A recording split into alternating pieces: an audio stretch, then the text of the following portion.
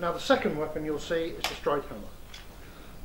This is because I think it's actually going to be much more destructive to the plate itself than the previous weapon.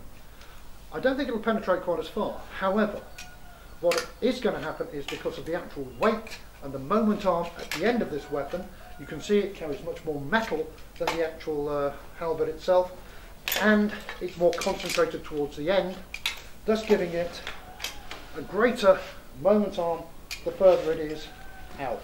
The point of balance of this weapon is actually just forward of where my hand would normally sit.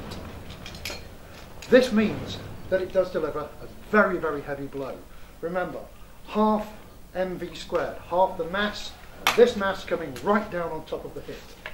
This doesn't have the characteristic curve of the bec de Corbin.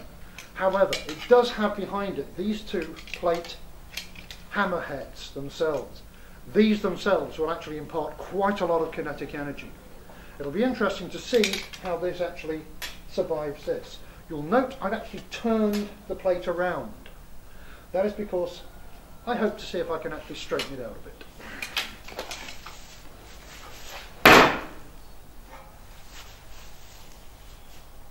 Works.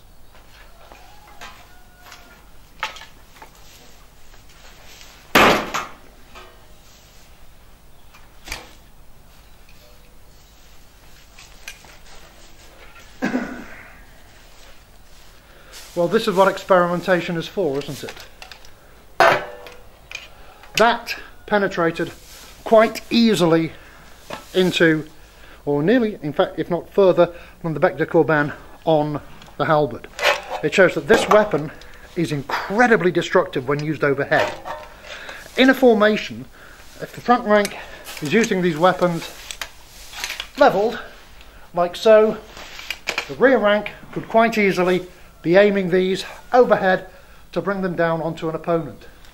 It can also, if one takes this as being more or less the height of somebody on a horse, gives a beautiful hit straight overhead.